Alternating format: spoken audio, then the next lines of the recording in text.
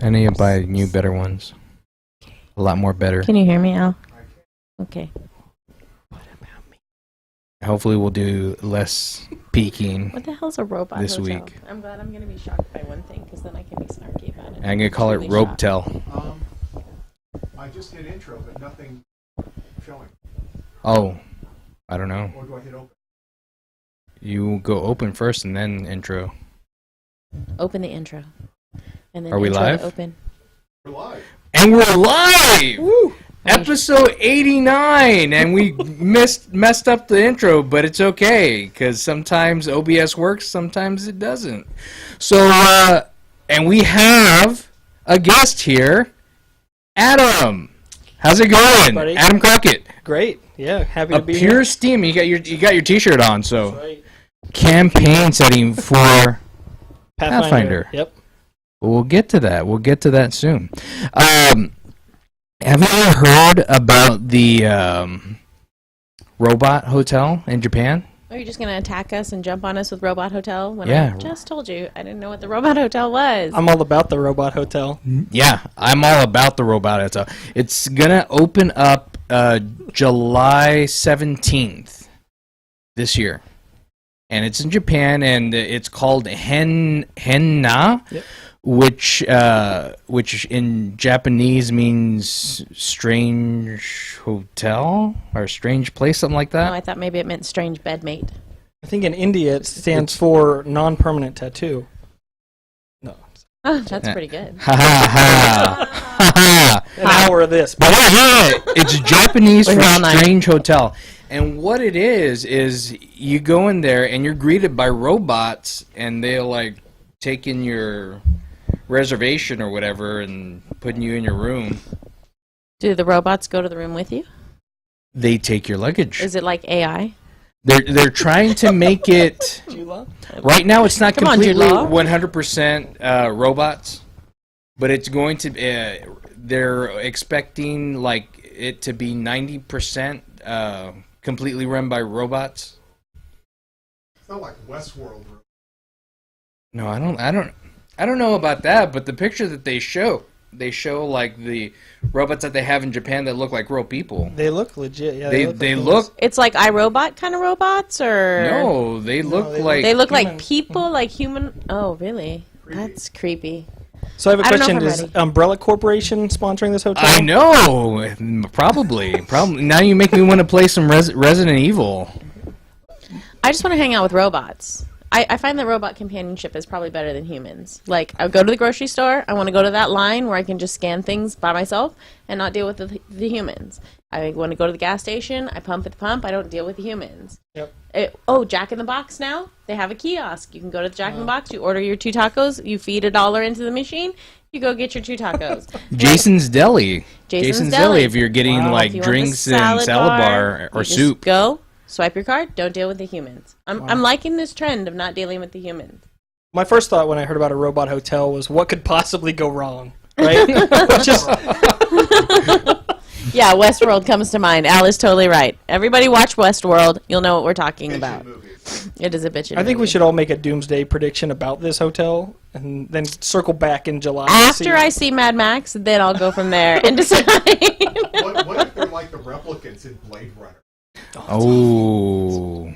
So if Were they any of the Sarah Connors men? show up at the Robot Hotel, Yeah, that'd be great. So we're gonna go to Westworld. We're gonna go to Terminator. Yeah. What other movie are we gonna hit? iRobot. I need a little. Will Smith. iRobot. I need a little Will Smith in my life. But first, AI. If I could have the Jude Law robot before the whole thing goes to hell in a handbasket, then it'll be worth my Robot Hotel experience. Otherwise, no. Forget it. Don't be giving me like Haley Joel Osment, little robot either. I want Especially not modern day Haley no, Joel he's Osment. not cute anymore. It's so sad. That poor little boy Ouch, got real hideous. ouch. Poor guy. Poor guy. Oh, Sorry. Sorry. So the concierge is going to be a robot, and they're all going to be these humanoid robots.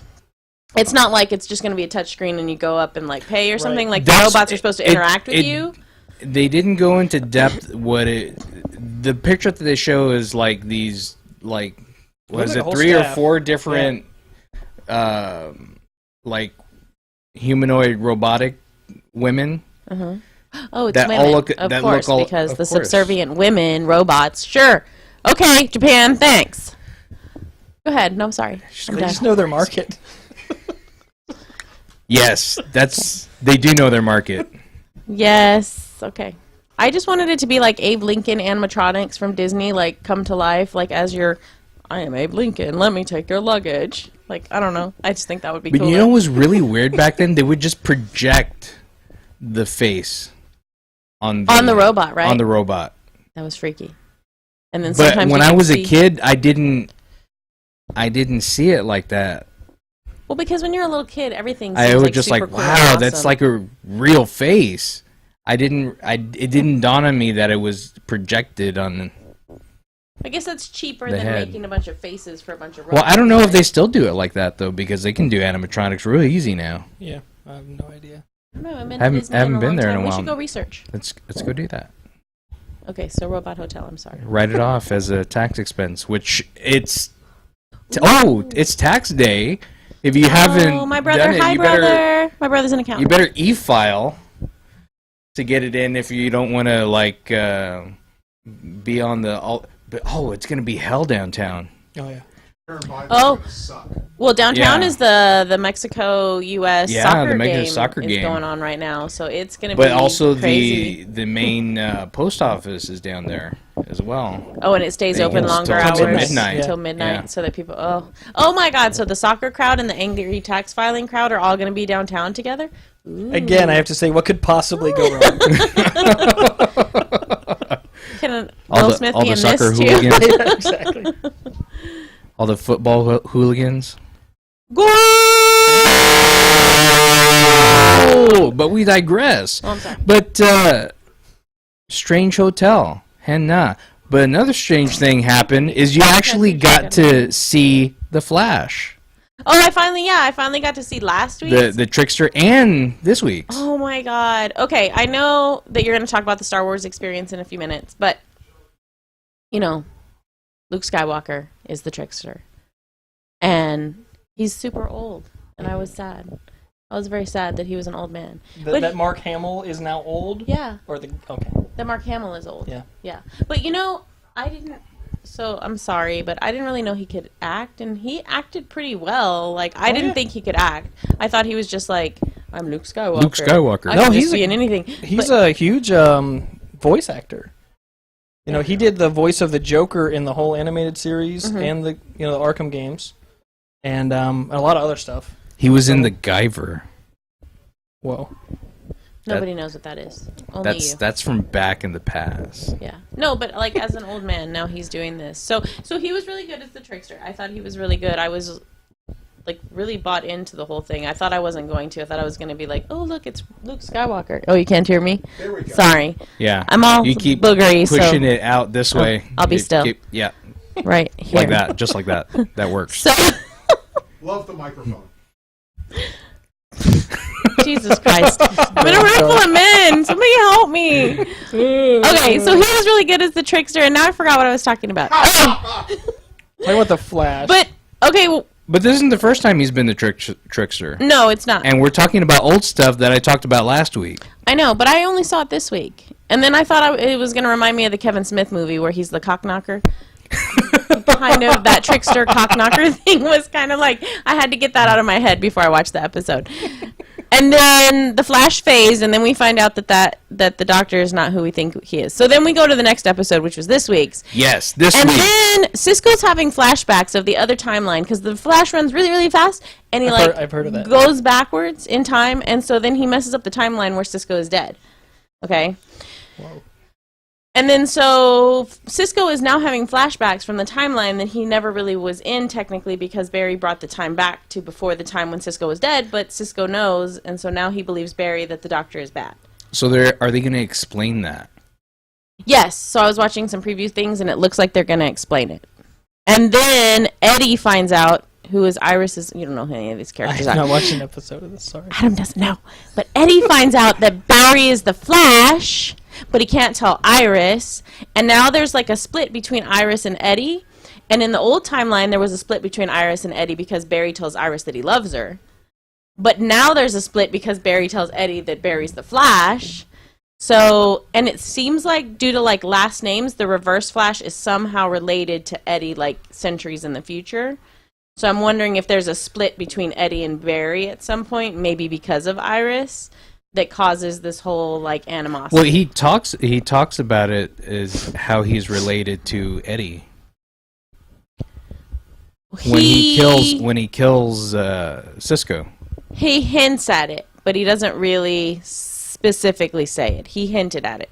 You and I just grabbed onto the hint, but he hints at it. So I'm interested. There's only 3 episodes left, so I'm interested. And then they have this really cute crossover from the Arrow. I don't guess you watched the Arrow either. I've not seen it. But you know who the Arrow is. Yes. Okay. Absolutely. So the little dude who played Superman in the Superman movie that nobody liked, where he has a son. I don't know. I don't remember the names of all this stuff. That's what Vincent's for. Superman Returns. Yeah, Superman Returns. Okay, so the little actor from Superman Returns, Okay. he's Captain Atom in the Arrow. Okay. So they do Arrow Flash crossovers. So Captain Atom is coming to have Cisco in the Flash help him with his suit, and he's like flying in his suit, and they go out there and they're like, what is that? Is it a bird? Is it a plane? And it was totally cute. And then it's like Superman, but he's really Captain Atom, and I don't know. That's pretty cool. I thought it was cute. And they did, on the Trickster one, they did a reference to to Star Wars. Because Mark Hamill was like, I am your father. I am your father. The kid that is the new Trickster because it's his son, That's supposedly. funny. So that was funny. So they have these little gems in there, like if you're a nerd and you're watching it, like you catch some of the other stuff. And so then it's got to be nerds that write it. it must be because Captain know what's Atom going on, also yeah. says that from the $1 Million Man, we have the technology. Yeah. So it's like all That's these little pretty cool. nuggets. So I think that's pretty cool. So I really like the last 2 episodes. I'm really glad I'm watching The Flash. Yeah, I like it's that. fun. I can't wait till the next one. And then Gotham. Gotham. I am in love with Gotham. Like I can't get over it. I thought, boo. And everybody hates Fish Mooney, which is like a made-up character. She's not in the comic books. She's Jada Pinkett Smith. Back to Will Smith. It all comes 7 back degrees to of Will Will Smith. But her character has gotten really good. So I know a lot of people were like, "Oh, let's kill her out." Like I don't like her, but I don't know. I think she's cool. Well, apparently she's not coming back next season. That's what I heard, that she wasn't coming back. So I guess there was enough fan hate mail that they decided to get rid of her. So yesterday, before we even had this discussion, I decided I have to watch Gotham because I was this is really awful confession time. I was a huge OC fan, and Ben McKenzie was in that, right? And I was like, oh, great, he's in another show, good for him. Then he did an AMA on Reddit, like yesterday, and people were asking him like really obscure like OC questions, and he totally nailed it. And I was like, okay, I'll watch your new show. So Nice. so Nice. I So should have how gotten far there along myself. have you gotten? I haven't watched it yet. I just decided yesterday. Now I've That got you're to gonna actually have go to watch watch it. But anyway, It has some really good little nuggets in it Yeah. too, like if you're paying attention. But I never read, like I didn't read the Batman comic series. It's not one of my things that I read, but so to me, I like it. I like this pretend backstory Cool. of Bruce and Yeah. stuff. So it It's depends. good. Did you read the Batman comics? Or I read a couple books, and my cousin had tons of comics. So I mean, just through osmosis. But so you're not like super heavy, because it seems like the No. heavier followers of the comics kind of get bent out of shape. yeah, no, I mean, I've got some friends that are super big into the canon lore of Batman, and so the Christopher Nolan Batman movies tweaked them off because this, that, the other. It's just funny. But I love the Batman character, so I'd love to see. Yeah, it was really good in this episode because you see him already as because he's a young boy in this. He needed to do something to kind of kill someone, and he almost does it, and you kind of feel like he should have, but then at the last minute, he like kind of draws back, and he's like, no, that's like not the person I'm going to be. So you kind of cool. see him like fighting with those two sides of himself, where he wants to That's go too slick. far, but doesn't quite go too far. Yeah, So then Selena Kyle does it for him. wonderful. Yes. Chicks rule. Yeah. So very cool, very cool. But since we've been talking about all these hints about Star Wars, tomorrow is going to be the Star Wars Celebration live streaming from StarWars.com.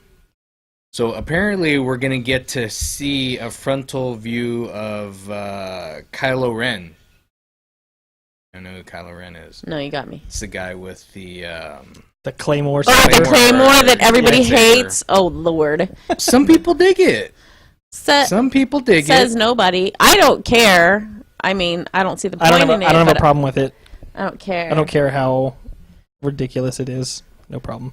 I mean, isn't that kind of the point? I mean, I think people lose sight of, isn't that the point of, like, movies and games? It's a world with laser swords. Yeah, it's and I love it. This is a laser sword. Let me do some ridiculous stuff. Oh, no, I'm really mad that you did ridiculous stuff with your laser sword. Really? But when you look at the at the lightsaber or the light claymore or whatever the hell you want to call it, I mean, it's set up. They say, "Oh, you're gonna cut yourself with that." Just like, no, it has the hilt to where it protrudes, the crossguard that protrudes out, so you won't like burn your hand. How is it any more dangerous than Darth Maul's dual saber? So, I know. Oh, that was epic. Yeah. No, I have no problem with the Claymore saber. I love that actor because we saw him at Alamo City Comic Con, and he was just like spinning his. Oh, he's so sabers around. fast. Awesome. Real quick. Yeah. Yeah, he's super talented. He's got super speed. I don't know. He's the Flash. My God, shut up. Grant Gustin. So I have to say, so I've got 3 daughters, right? My oldest is 7, and she just recently got into Star Wars. And I have to say, I have probably a rare moment that a lot of people don't get to experience these days. So I actually got to introduce her to, episode 4 first, and then episode 5, and I got to catch her reaction when she learned that Vader was Luke's father, because she's not old enough to know, because if, anybody of age who hasn't even seen Star Wars knows that, right? And I was smart enough to get my phone ready and videotape it. And so she sits there, and she looks at me and goes, Is that really his father? And I said, yeah. And her jaw drops, and she figured out what that means. So I'm a super proud father. Awesome. You know the cool thing behind that was Lucas never. No one, not even the actors or no one knew it until Darth Vader uttered those words. That's awesome. That's why they get such good That's reaction. why they got such a great reaction to it. Sweet. Because everybody on set's like, what? It just made it that more dramatic because you could see it in Mark Hamill's face. Wow, So I did not know that. yeah, That's a cool fact.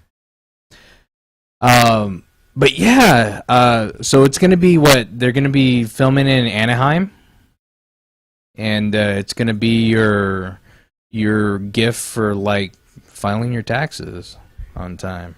I guess. I don't know. We're gonna see that, but they didn't really talk about a whole lot of what they were gonna do. Of course, they're gonna show another teaser. I'm sure. Oh, I'm sure. Yeah. Because I'm getting tired of the one that's on now because it didn't really show much. Well, yeah. But for me, I think that's better because a lot of the times nowadays you see the trailer and you've seen the movie. You actually see the plot twist in the trailer sometimes. Yeah. And so it's like, maybe not. They can show a little bit. I think it's going to be plus when you get to see a frontal view of Kylo Ren. I don't personally know what his significance is to the story. So. Well, he's a dark Jedi. Because he's got a red lightsaber. Because he's super awesome with his red claymore stuff. I don't know. That's so dangerous. It's just stupid. It's like Luke and Han's kids, right? Together. Wait, what? Together. Not like they had them together. Yes, Leia was the surrogate, and Luke and Han had a kid together. So they haven't really revealed that. I know if you go back to the novels, the expanded universe novels, and now I know they're not canon now because of the whole switch up. But yeah, Luke and Leia have some kids. Those kids become young Jedi, and I read all those books. It was really cool. But they pretty much scratched that. So who knows if they've got kids or not, and if those kids are going to be. Because isn't it Han's son or Han's whatever son that's supposed to be becomes the one in the Millennium Sith. Falcon where you see? Interesting. and he's No, like- I didn't hear that. I had heard that. I don't know if that's true. That's what I was wondering if anybody Han's had read the son books. becomes a Sith in the books. Yeah. And he kills everybody. He's worse than Darth. He's worse than Darth Vader. Yeah. So yeah, I don't know. I don't know anything about the story, so this will be good for me. Then I can be like Vince, and I can be like, well, why should I read the book when I can go see it in 2 hours and get all the information I need? Exactly. That's what I'm all about. Woody? Economy of motion and economy of time. There's a snake in my boot. It's what it's all about. Woody doesn't like You don't sound like Tom it. He Hanks. judges you. I have a You cold. sound like Woody. Oh, did you see that guy who did all the Robin Williams? It was floating around Facebook. That was really cool. It made me sad, though. I wanted to cry. Yeah. But it was really cool. So it kind of looked like him. He kind of does look like him. He kind of does look like him, but it sounds exactly like Robin Williams. That's awesome. So he was doing every single voice that he did. Mm-hmm. Be it from what was it, like robots and Good Morning Vietnam. Bicentennial Man, Yeah. 1 hour photo. I love Bicentennial. Insomnia. I'm going obscure, man. yeah. Well, that wasn't a big World's stretch. Greatest Dad. That was a with the World's Greatest Dad. That was a creepy movie he did. Ooh, he did that with Junie from the Shark Boy Lava Girl stuff. No, from Spy Kids. Yeah, that's what it was. You were close. Same director. Yeah, whatever. Robert Rodriguez, right? Yeah. Ha! You got it. You knew something. Wow. Robert Rodriguez is actually from here. Totes. He's from San Antonio. Nice. My uncle knew his father. Oh, and why don't you name drop some more? Yeah. You want to tell us about Will Wheaton again? I want to tell you about Will Wheaton. We'll meet Will Wheaton at Gen Con this year. Nice. So I have a really cool Will Wheaton story. It's not. It may not be interesting for other people, but first time at Gen Con, my friend and I, we were walking, just getting lost in like the outer reaches of the convention center, and we got to where there was nothing, and we were trying to find the con again, and so we come back around this corner, and we're in this like empty hallway, and there's a couple bathrooms on the right next to us, and we see 2 dudes walking up, and one of the dudes is a staff member, and the other dude, I'm like, hey, dude, is that Will Wheaton? And he goes, yeah, I think it is. And I'm just like, oh, dude, that's awesome. And I'm thinking, oh, I'm about to geek out right now, right? And I see the look on Will's face, and he's like, you could tell he's like, man, I came this way to get away from people. He's probably been like geeked out on 1,000 times today. So I'm like, all right, Adam, play it cool, play it cool. So I just like walk by and I go, what's up, Will? And you could see like that Will Wheaton like gratitude face where he's like, hi, and he just goes to the bathroom. And I was like, yes, I'm so cool. You're like, I was cool. Yeah, I know, right? I'm going to tell you mine because you haven't heard mine. Like a girl. Because I talk about it like almost every episode. Yeah, it's become a tradition. So, I met Tiki Bob's over there at Gen Con. And we're just like outside of Tiki Bob's with the other people that were smoking. So I'm just standing there. I turn around. And then I still see Will. And I was like, hey, how's it going? He's like, hey, how do you get in here? So I had a pass in my thing, so I got him into the party. So I was like, sweet, and I had a beer with him. That's awesome. So that's my Will Wheaton. We're going to see him again. Yeah, he tells me this big old story that supposedly happens. There's no proof. Just like there's no proof of me and George R.R. Martin. Just saying. Anyway, I met George R.R. Martin. So did I, but and somebody she's mad didn't take because a picture of books. me with George R.R. Martin, and I'm the one who reads. But anyway, we go to Gen Con. My first year was last year. He's talking about Will Wheaton. I never saw Will. Not once did I see Will. I didn't really see him either. Does Vince watch? Yeah. Does Vince watch Star Trek? No, he doesn't. Shame. Does he know anything about Will Wheaton? No, he doesn't. Shame. But he gets to let him into a party and then have beers. What with do you him. mean I didn't watch Star Trek? I watch Star Trek all the time. Really? When? All the time? How many tribbles were there? A bunch. That was a trick question. and that was the wrong series. Oh, well, at least that much. Okay, which series was he in? Next Generation. Okay, shut up. Never mind. Mm-hmm. So, we digressed big time on that one. Yeah. What were we talking about originally? We were talking about Star Wars. Oh, I was like, did that come from Robot Hotels? Well, we went really Wow. That would be awesome. So I don't know. I'm really waiting for 7 to come out. I hope they do a lot. I don't know if Harrison Ford has shot his all his stuff yet after he got into that bad accident with his plane. I don't know how big their parts are going to be. Mm-hmm. Apparently, they're pretty big. That'd be kind of awesome, but they're old. Yeah, all of them. All of them. Carrie Fisher. You don't want to see her in Slave Leia outfit now. That is wrong. I want to watch it. I want to watch it. I was like, I'm down. Slave Leia it up. I'm sure they'll have plenty of Slave Leia outfits for all of y'all to enjoy.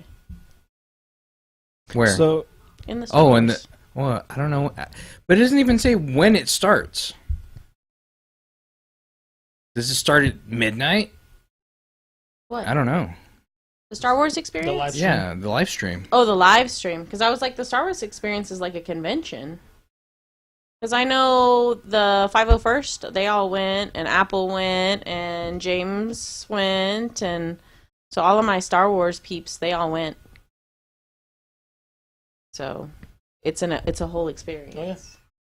It's going to be fun. Mm-hmm. But I'm not going to go.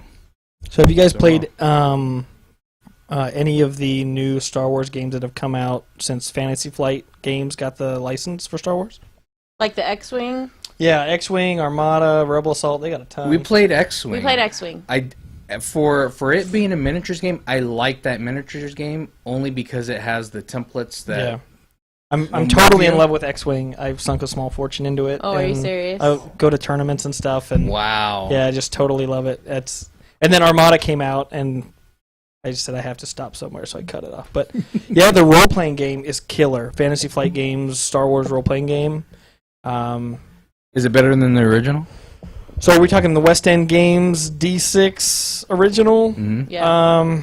It plays more like it than anything Wizards of the Coast ever did. It plays more like it, more narrative, less ground down into tactical combat. Oh, good. Then we probably like it more. Yeah, they don't expect you to play with minis and battle mats. It's all theater of the mind again. Okay. Nice. One thing Fantasy Flight does really well. It's not nice on your wallet, but they always have a proprietary dice for whatever game. So it's got its own dice with symbols that you've got to learn, but it's not too hard. Leaves a lot up to the GM and the players to decide what's going on. Just killer game. I've played several sessions of the RPG and played a lot of X-Wing, and yeah, man, they're killing it. We've been doing a lot of board gaming and card gaming, not so much RPGs. I'm having a hard anymore. time finding people who want to play RPGs, or they want to play but they want you to GM because they're all tired of GMing. Yeah. So we're having a hard time finding like a group. Or I played a couple recently, and the GM just doesn't GM in the style that I want to play in. So I'm like, no. Yeah, it's hard. It's like lightning in a bottle when you got a good group, right? And a good GM and a good system. And we always get thrown out of gaming groups because of events. I wonder why. Well, so when you tell us a little bit more about your RPG, which is why we're here to talk to you about, then I'm going to tell you how Vince can ruin it. Okay? Okay. Awesome. Which one? I already know what sort of character I would recommend for Vince based on our discussion. Sweet. Chaotic nature. Great. Don't encourage. You're not supposed to encourage. I think you would make a perfect moonshiner alchemist. Nice. Yeah, which is one of our unique archetypes for the game, and it'd be perfect. So they drink their own brew and they go into a moonshine stupor, and they get to up some stats. A couple stats go down, and then they get all kinds of cool abilities as they stagger about the battle mat. Nice. So talking about stats, you have a Kickstarter right now. I do, yeah. For Westbound, right? Yes. So and it's pure Steam. Yep. RPG. Yeah, so our first book is and was pure Steam. It funded on Kickstarter back in 2012. We got about 150% of our goal, which was awesome. And we put the book out. We've got books, minis, and even a soundtrack for the game, so you can put on some steampunk music to play while you're playing the game. Oh, cool. Nice. Yeah, it's real great. I love it. And so now we're out with our first expansion, if you will, called Westbound. and it's where Pure Steam, the core set really is more Appalachian steampunk. Not so much, your London, but we're doing like a hillbilly treatment in these So coal-rich cool. mountains. Nice. Yeah, it's a lot of fun. Westbound is the Wild West, so we've got a lot That's why of Woody's here. content Oh, poor inspired by Texas. So, one of the things, we have plenty of new monsters, like a jackalope and a dire armadillo. Shut up, you're Nice. a jackalope. That's awesome. Yeah, and they've got some really cool mechanics. If you anyone who attacks a jackalope or goes within 30 feet of them gets hit with a misfortune effect.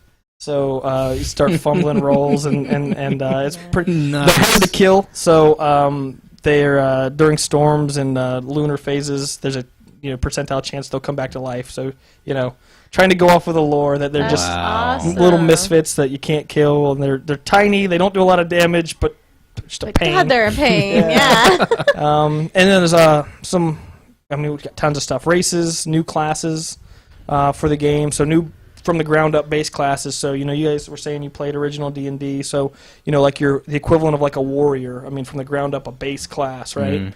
And so we have the marshal, who's like a lawman. And he has a jurisdiction ability where basically when he's in his jurisdiction, he gets some bonuses.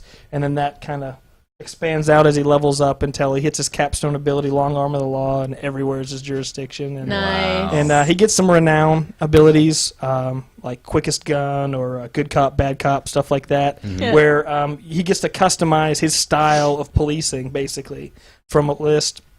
And, of course, players always feel free to come up with their own, but they all, no two marshals are going to play the same.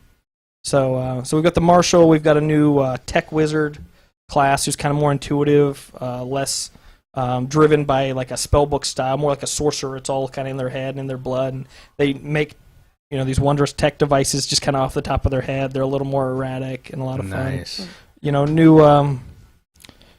New everything in the book. So it's a Pathfinder. Yeah, it's kind Pathfinder compatible. of compatible. So they've got a really generous open license. Right. And as long as you, fill them in on what you're doing, comply with the license, and make the appropriate legal references in your book, man, they are so good to us. Pathfinder is just a dream to work with, the folks at Paizo. And, so this one, Westbound, I would say about 80 to 90% of the content, you don't need Pure Steam. So if you just wanted to pick up Westbound, you could play that with your Pathfinder stuff. The nice thing is all the Pathfinder rules are free online to research, so you could literally buy our book, have some dice, and play. It's pretty slick. It's on Kickstarter now. We've got 11 or 12 days to go. We're 65% funded. Cool. Well, you just hit 10,000. Yeah, we hit $10,000 today. Yeah, we're So- trying to raise $15,500 to make just a high quality book. I mean, we've got some killer artists. Yeah, I don't think people realize, and we've talked about this before, people don't realize all the things that go behind creating the game, writing it, getting it edited, getting the artist, getting the book put together, getting it shipped. Like, it just... Yeah. Like this right here is it was a gift. It's the last book. That's the Pure Steam. That's a Yeah, Pure that's the Steam. original book right there. So I mean, it's the hardback, and so what kind of difficulties did you run into running your Kickstarter last time? And Yeah, you think you'll avoid this time? Yeah, so I was telling y'all a little earlier that, the first thing was a video. I mean, it was me with a handy cam in my bedroom filming it last time, and I knew just enough about filming a video to make a mess of things. And we funded despite me. And so this time, I hired a professional wedding videographer who he actually has kind of the hope to get into shooting Kickstarter videos for people, so mine was the first one. Cool. That he did, and he did a great job, just professional job. You could just look at the two next to each other, and it's just ridiculous. The accounting, the planning, just knowing how much things are going to cost. From last time to this time as well, there's a bevy of information out there. If you just spend the time researching, people are more than happy to tell you what worked for them and how they failed. And there's plenty of cautionary tales from failed Kickstarters as well. So yes, we know that all too well. I like to think that I don't bring anything inherently amazing to the table with the game design stuff. I've got a great team, and they do a lot of the amazing creative stuff.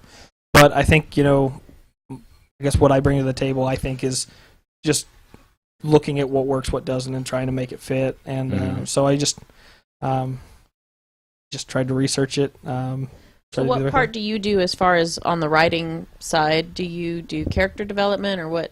Yeah, so I do a little bit of everything. I'm the creator, quote unquote. I came up with this crazy idea because I was born in a little town in West Virginia, coal country. My folks still live there on the Virginia side of the line, but I mean, that's my whole family, both sides go back to a bunch of mountain hillbillies. I mean, and it's funny, both my folks grew up. I love telling this story, but both my folks grew up. Neither one of them had indoor plumbing, right? I mean, I think one of them had running water, but I mean, they just go in and out houses, right? And coming to this point where I can use all these crazy tales they've told me of the mountains and steampunk it up a bit, right? Put obviously coal and rail is big there. You add some zeppelins and some alternate history and crazy stuff, and you've got a really cool setting. You've already got a lot of stuff that people haven't tapped into, right? So anyway, I took those experiences and I just started running games in 3rd edition D&D in this setting of mine, right? And met a dude, Brennan, who's my lead designer, who has got a degree in game design and computer programming and stuff, and we kind of did that, Reese's peanut butter and chocolate thing. It's like, hey man, I got the business side, he's got the game design chops, and we both have ideas we want to turn into games, so we partnered up. And yeah, so anyway, to answer your question, sorry, I came up with a lot of the crazy ideas. I would say I came up with a decent portion of the races, class ideas, and So tell me, because I haven't seen the Pure Steam, so tell me a little bit about what is in the Pure Steam, the original book, like as far as races, classes. Yeah, so we've got all of your quintessential races: dwarves, elves, gnomes, halflings, all of that. We've got in the book, but we've created variants on them, right? So, your typical Hobbit style halfling is the Leatherfoot halfling, which we have, which is this hillbilly barefoot dude with the big feet, right? Right. But he's, our iconic Leatherfoot halfling is wearing, the straw hat, bibbed overalls, and perfect no shoes, right? Playing a banjo, and so. So that's what the races brings to the table, and we tried to answer, the steampunk aesthetic of it is how much can we do that's not reliant on magic. So if you wanted to run a low to no magic game with the Pathfinder rules, what could you do? So we've got classes like the Gearhead, and how a wizard spends his morning. He reads a spell book, memorizes his spells. That's what he can do that day. So this guy's got a draft book with schematics in it, and he combines target and effect schematics in the gear. He puts them together and actually builds them in the morning. And so from his repertoire, he builds these wondrous effects like lines of electricity or cones of steam or levitate boots or whatever. Right. But they're not magic, so you go up against that beholder, he opens his anti-magic eye, still works. If you're going to mix magic in there, it throws a lot of fun in there. And then in the steampunk world, I don't know if some people aren't really familiar with the steampunk world, there is... And now I don't even remember. It just slipped my mind. It's ether, or what is the? Yeah, the ether, the fuel that you put. Basically, if I hope I'm doing the genre service, but basically it's a fuel that, when electrified, becomes lighter than air. So you could take these heavy, battleships, fill up the belly with that and make them lighter than air. And that's how they become the airships. Right. And so, we don't play with that too much yet because we've actually got a book all about sky cities, colonies, and stuff coming out after Westbound called Skybound. And nice. Good job. But and so then that's going to have some of the vehicles and things like that, or do you have that written into some of the books? So we have vehicles in every book. So in Pure Steam, we've got land, sea, and air. So we've got an ironclad warship for the sea. We've got gyrocopters and zeppelins for the air, and then we've got the steam wagon, steam tank, and monocycle. So for the Westbound, do you have like the stagecoach kind of version? Yeah, so our big thing that we want to do anytime we design is make sure that it's conducive to an RPG, right? So people are asking us a lot, okay, great rules for a locomotive. And in my thought process, and people might not agree, but a locomotive or a train is actually a great setting for an adventure. Actually, our introductory adventure in the first book, you're on top of a speeding train and then eventually in that speeding train. But I don't find that a vehicle that you can't turn at will or go where you want isn't great for an RPG, in my opinion. So what we have is a lot of vehicles that make sense in the desert. So we've got, sand skiffs, so almost like a hovercraft. We've got... I guess people want the, Doc Brown locomotive. Yeah. That's what they're looking for. Right, and we want to show up with Jules and Vern, and they want to. Right, exactly. Another cool vehicle we have, obviously, is the motorcycle. So we've got a very early edition motorcycle, and we've got rules for an order of cavaliers called the Iron Horse, or Order of the Iron Horse. Cool. And so one of the things that's cool about the Kickstarter is some of the rewards we have. We actually sold out of the first one. The first one we sold out of was our $250 reward, which is the posse level, and basically you and your game group get to help us generate a faction to represent you and your crew. Oh, and cool. So one of the groups that backed us initially, they're going to be a motorcycle gang. These dudes that That's cool. they're knights on iron horses riding around, and it's pretty slick. So. Very cool. So, have you played much of any of the other steampunk RPGs? Yeah, I've tried out a few. There was, and I haven't played them all, but I've definitely read through and I've played a few. So I've taken a look at Airship Pirates that Abney Park put out. They're a steampunk band who actually put out their own RPG with its own mechanic. Real cool. And then there's the Terra campaign setting, TERAH, and they actually funded, right on the heels of us on Kickstarter in 2012, another Pathfinder campaign setting, steampunk campaign setting. So I snagged their book, their character guide, and looked through it, and they've got some really cool stuff in there, and they've got a great artist on staff there. I think maybe they contract him out, but I'm trying to think what else I've played with. But there's another guy, there's one called Westward, which is a sci-fi steampunk Wild West thing, and I want to say it takes place on Mars. But anyway, we were actually going to call our first book Westward, and they've got a trademark on it. So he and I have kind of talked shop a little bit and everything, but there's some real cool stuff out there.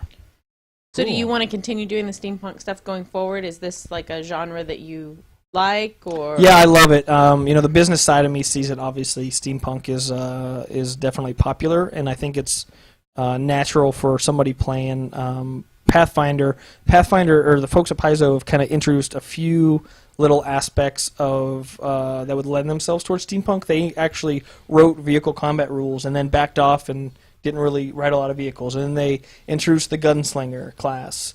But they specifically said we're not going steampunk. So they kind of left that open as, we've got kind of some core stuff and some rules around it, but it's not developed. So we're going to develop this. We've got Pure Steam, then Westbound, then we have Skybound, and then we have Seabound, which is going to be all undersea colonies, races, vehicles, and then we've got Corebound, which is basically undercity stuff and underneath the city or underneath the earth. Kind of thing. Right, exactly. Big steam drills going under, and we're going to support that as long as people are interested in it. We have other stuff that we're working on. We've got board games and card games in development in limbo, kind of while we work on Pure Steam, because this is a second gig for all of us. Right. And we also have Brennan, like I said, my lead designer. We came to each other. We both had that pet project we'd worked on before, and we decided to go with Pure Steam first and put that on the altar of popular opinion, right? I don't know, Yeah. and let it die or succeed, and then learn what we had so we can launch his RPG idea is Metalcore, and essentially a Space Marine style sci-fi RPG in outer space, and A Warhammer type, or I would say it would be closer to some Starship Troopers action, maybe some cool. StarCraft. That's in development. There was a Starship Troopers RPG, I think, long I'm sure there was. ago. Yeah. And so we're deciding what way to go with that. I mean, the biggest thing for an RPG, right, is do you come up with your own mechanic, or and that's hard because people are like set. They're kind of set. Yep. They're like, I like D&D, or I like Pathfinder, or I like this. So when you come up with your own mechanic, they're kind of like, right. Or do you hitch yourself to a wagon like Pathfinder, which has its pros and cons. They've been great to us, but I mean that.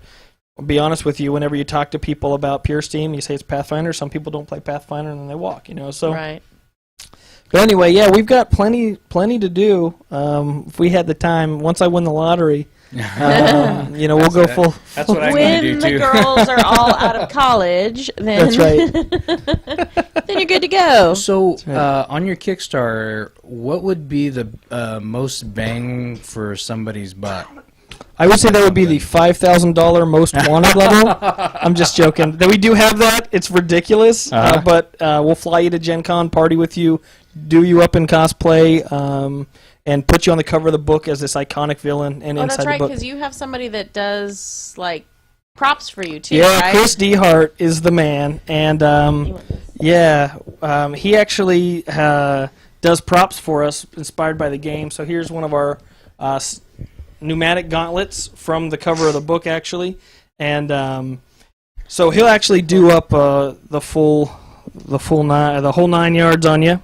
But anyway, the most bang for your buck, I would honestly have to say, would be either $15 level, get you a PDF, and the PDF's going to launch at $20, so you get it before anyone else, you get it cheaper, and low risk, right? $15. Right. If you like it, great. You can print it out at home or whatever. Yeah. If you don't, you didn't spend a lot of money.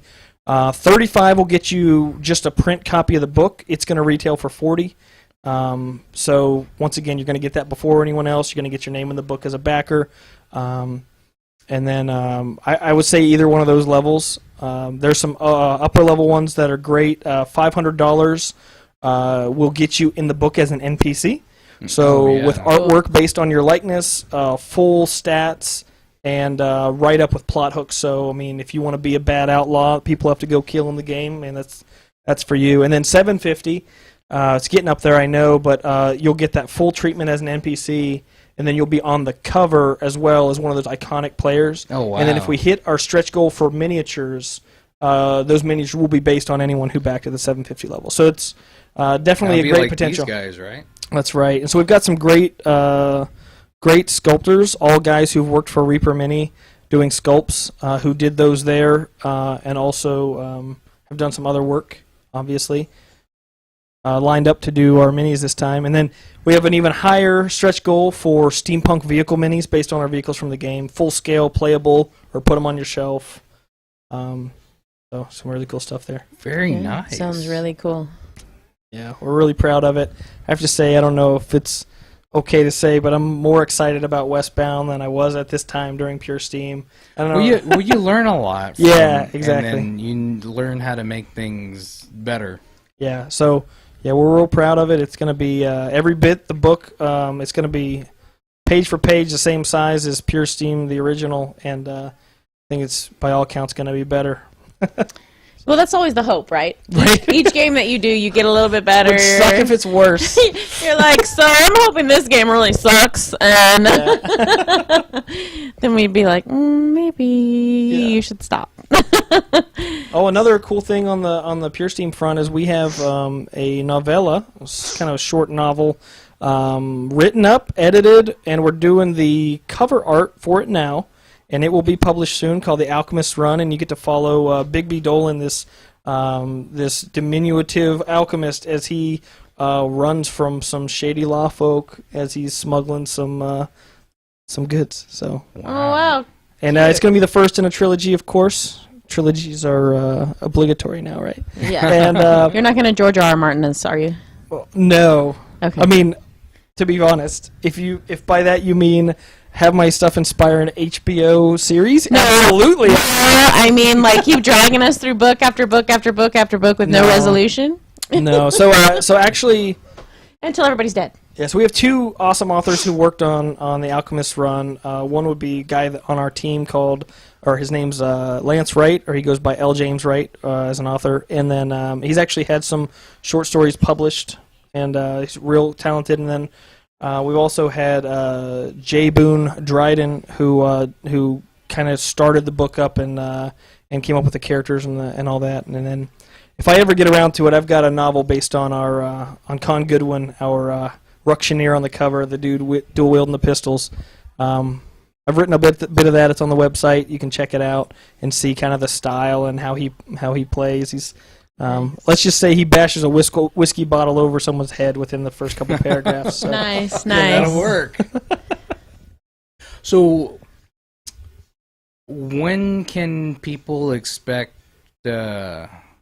When can people expect to get their stuff when it ends? Yeah, so it's gonna end on April 27th. Mm-hmm. The content's generated. It's really gonna come down to how we can whip our vendors and get them in time. So we really need to allow 8 to 12 weeks for the printer to do a good job. We've got a really good print company there, publishing company in Dallas.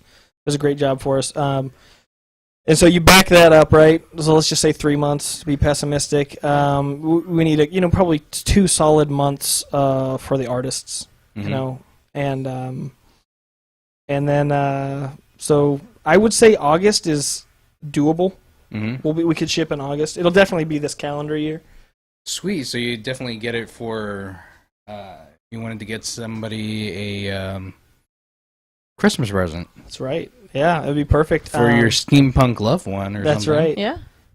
And it may or may not be a coincidence that you've got almost 2 weeks after you file taxes to use your return on some Kickstarter goodness. Perfect.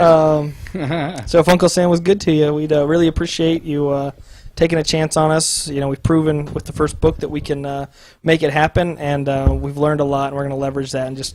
Westbound's going to be an amazing product. So. And you'll have a website where everybody can see like what conventions y'all are going to be at and stuff. Yeah, if they absolutely. want to come and try it out with you and everything. Okay, we'll share that so that everybody can see where they can come and play with you and so, see what the campaigns are like. You can just say it right now if you. Yeah, it's puresteamrpg.com, and we'll be at Gen Con running 4 tables full time all over the East Coast. We put all those up on the website as we know we're going to be at them.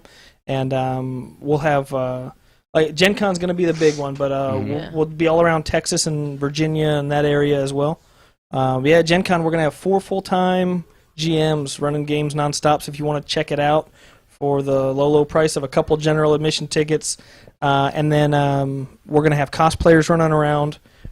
Chris, who makes our props, he's a bit of a mini celebrity there at Gen Con. He's been featured on their cosplay videos and nice. Cool. And he always turns heads. So we're gonna have him plus 3 or 4 other folks in characters from the game. Very cool. And then if I can get it together, I've got a steampunk Wolverine costume that's gonna be killer. So nice. Are you in a steampunk group? Of that.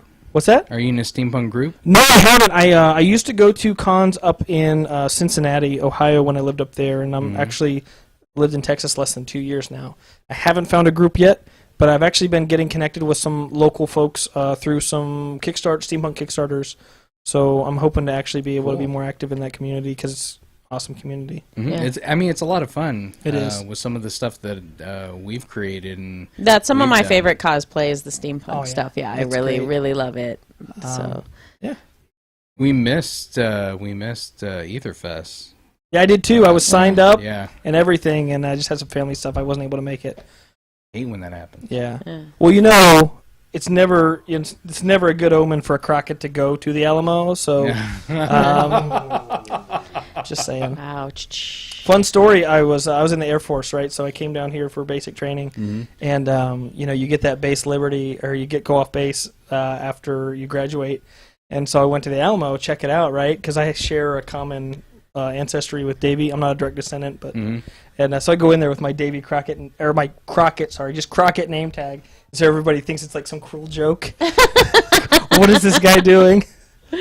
They're like, Davey, is that you? Yeah. Reincarnated. So I signed in, of course, in the book, Crockett, and they thought that was a hoot. So That's pretty cool. Very cool. What is it? The Daughters of the Republic or something? The Daughters of the Republic. That are trying to get back the Alamo? Something like that, yeah. They lost the contract for it or something like that? Now Hooters owns it, right? Yes. Yeah. That might be better. They needed some more downtown revenue, so it's going to be a Hooters establishment. Phil Collins owns it now or something? Yeah, Phil Collins probably does own it. That's a ridiculous collection. That's pretty cool. So I was like, wow. You're like, Phil Collins? Really? Of all the people? They just gave it to him like that. Just like, wow. And who would have known? Phil Collins. Yeah, that was amazing. I guess it would have been cooler if it was Ozzy who had the whole collection. That would be so crazy. So crazy. That'd be funny. He's like, I'm sorry. I'm sorry, mate. I've been spending the last 20 years trying to make it right. That'd be awesome. Sorry, the things we come up with around Very here. cool. Yeah, we're going to hang out at Gen Con. We'll be there. We'll be at Texicon this year, too. So I'll be there with you. That's where we'll hang out there, that's where too. we played Apt. Yeah, that is where we played Apt. And this year we have more time on our docket, and since we've been looking for some RPGs to play, we'll probably be... Yeah, we'll run you through. We can either run you through the introductory adventure of Pure Steam, where you go around a port of my family's old, cove that we used to own. We turned it all these old stories into this rich little steampunk hillbilly commune almost. Nice. You just promise you're not going to read from the book, right? Oh no, I get Okay. into it. I never run it the same way twice. I Okay. just change it up. I think I have the right. And you get to fight a mean old steampunk cat named Sweeney in a baseball field. Okay.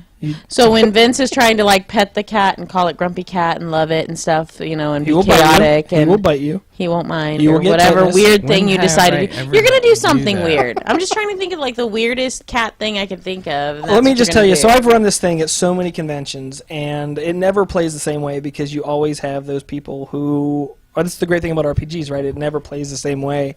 And I've had people do things where I had to go, there's not a rule for that, man. There's not a rule for unstrapping the bomb that's on the bridge that's about to blow and running at the opponent with it. And I didn't, we don't write exactly how many seconds till it blows. It's more thematic. Right. But once somebody starts interacting with this set dressing that's gonna go kaboom, it's hilarious. Throw it in the smokestack of a steam wagon. It's just what.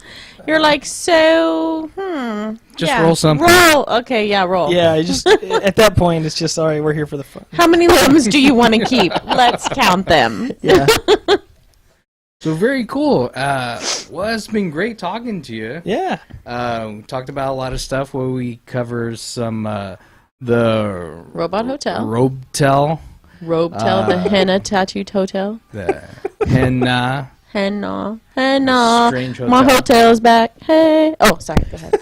We covered the Flash. Talking about the Flash. That's pretty cool though, hentai. Well, no, we're not talking about hentai. I don't know. Back. No. Down, boy. And I've never actually seen one though. You've never seen heavy metal? It's kind of technically That's one. not hentai. No, exactly. Never mind. Okay. Robot Hotel, Flash, Gotham, Star Wars, lots of Star Wars, lots of steampunk, pure Lots of steam, steampunk. Westbound, Adam Crockett. Go I've heard of Davey, him. Mr. Crockett, Pure steam. back him on Kickstarter. Back him on Kickstarter. Give him money. definitely. He'll do right by you. Just type in Westbound and it comes right up. Yeah, right there. Watch his little video because he, got it done for real, and it's not like posters taped on his bedroom wall this time. It's really awesome. It's a real video. It's for real. It looks real good. So check that out. And he's from Texas, so that's cool. Let's go, people. Well, so when I'm back in Texas, so I was told that I can never claim that I'm from Texas. You're naturalized. Am I naturalized? You're naturalized. Mm-hmm. Okay. Because I tell you what, you say, people say they're not really from Texas. They've only lived here 30 years. Okay. Right. That's in East Texas. They're like that. Okay. Here in San Antonio, we're like, whatever. Okay. That's cool. You're cool. So many military Because people we're in mostly San Antonio, so we pick up. Yeah. most of us here are mostly from Mexico. True that. How was the swim? Was it? Good. I don't know. He was a baby. I was a baby. Pushed him across. Floaty. It was a distant. I actually had one of my great grandfathers that rode with Pancho Villa. Holy Back in the cow. day, so that was cool. Yeah, did so our every time he... Did our ancestors fight, you think? Yeah, I think so. Probably. So I think y'all need to brawl later. And we'll... I think this and is we just... took y'all down. No. Momentarily, yeah. Momentarily. Wow. But I don't like to talk about Pancho Alamo Villa? history. Oh, you don't It like upsets Alamo? me. Oh, it does. Don't get him started. Anyway, so we talked about Star Wars and steampunk and stuff. Yeah. Yeah. Uh-huh. So Was yeah, there something else we were supposed to talk about, or did we cover I everything? think we covered it all. Game of Thrones. Oh, Game of Thrones. Just saying. It was kind of boring. Yeah, I mean, that's I know probably. they're trying to set stuff up and everything, but I was like, Well, that's the thing, though, right? Like Game of Thrones, any show nowadays that saw like Breaking Bad, or even like, I mean, I just finished watching Better Call Saul, right? And the season finale of episode 1 or of season 1, you're just going, oh, because you expect so much now, right, from these shows. So I've got to kind of level set myself and go, it's still good. It's just they didn't have a crazy twist, maybe, or yeah, somebody maybe. didn't get their eyes gouged out. Well, I don't like Daenerys, so I they know you're spent saying like that. way too much time on her, and everybody's like, I I don't love think Daenerys. I don't think it was that much. I don't think it was too much time. I mean, she's kind of a big deal. She thinks she's a big deal. She can't even control her own dragon, stupid little girl, freeing all these. She should people, watch gonna that starve movie. them to There's death. 2 movies now. There's training on it now. How to Train Your Dragon. Yeah, And she could 2 totally. movies. Yeah, But then she might be missing a leg, like Hiccup. So maybe you don't want to learn from him. maybe. So he can't keep his limbs. Yeah. Oh, you know what other thing that I kind of like? I like these crossovers of like actors and stuff. I didn't realize that Beth from The Walking Dead was on The Flash. I did. Until he told me. He was like, honey, that's Beth from The Walking Dead. And I was like, oh my god, it is Beth from The Walking Dead. So maybe some of the dead Walking Dead characters are going to be White on- Walkers. They Yeah. could be White Walkers. That's It'd what be I'm pretty thinking. slick. Maybe White Walkers. Because they say that it's going to start like moving away from the books pretty rapidly here. So they don't really talk about the White Walkers a whole lot. in So you the could like books. bring Daryl in on the wall with a crossbow. That'd be Yes. totally awesome. Let's Haven't do you it. seen that meme with him and Tyrion? Where he's got his armor on Tyrion and he's like, nice shot with the crossbow, brother. That's awesome. That's awesome. So yeah, we see some crossovers. I like the entire thing where Tyrion was in the Crossovers. box and he was talking about how he had to Scoop push the poop. his poop Yeah. out of the holes. And said, well, at least you didn't have to be the person who picked it up. And threw it overboard. And threw it overboard. That was good stuff. That was pretty good. I'll give you that. And I like some of the stuff with Jon. I like Jon Snow. He's one of my Yeah. favorite characters. Oh, yeah. So, yeah. He knows nothing, but I mean, He knows he's- nothing, he knows but nothing, guy. at least yeah. he knows how to know nothing. He's a good know nothing. I liked when he shot, Mance, because that was like the right thing to do. He John's knows how to- always doing the He knows right how to thing. do stuff with his mouth. Never mind. I don't want to know how you know that. You know a little too much about Jon Snow all of a sudden. That thing that you did with your mouth. Yeah. Well, he knows that. I don't know. I just did it. So I'm hoping Game of Thrones like ramps up a little bit. Oh yeah, I will. I'm sure it will. It needed to be build for this season. I'm like into the death and the carnage. I'm like, what happened to the mountain? No, Yeah. I know what happened. I read the books, but I want more carnage. More carnage, more carnage. Give it time. Yeah. Yeah. People are going to die. It's going to happen. Very cool. Very cool. I think that's it. I We think covered that's everything. it. That was the last one I cover. And no, we because- haven't seen Daredevil, so don't judge us. I haven't seen Daredevil yet, but I really want to. We will. We'll talk to you about it next week. It's because Colleen's been real sick and we haven't been able to watch all the shows. Kind of been that going we to bed at usually do. 8 o'clock when I get home after grading all night. So. Oh, boy, Give everybody a C. Good to go. You get a C. You get a C stamp. You're an annoying little brat. You get a D. No. But again, Adam, thanks for coming in. Thanks for having me on. I had a I mean, blast. you came all the way from what? Fort Worth. Fort Worth. Yeah, That's a long That long is drive quite the to hike. come. that's right. Because Nerd Nighters, you can just get online and do it there, but Yeah. I came here because you're cool Yeah. and you're awesome. But yeah, hopefully we'll get some more kickstarts your way. Yeah, I appreciate it. Thanks for having me on. It was a blast. Yeah, well, thanks for coming in. And thank you for tuning in. I'm Vince. And that's Colleen over there that way. Wait, you're Adam. And I didn't know. I'm Adam. And I'm Colleen.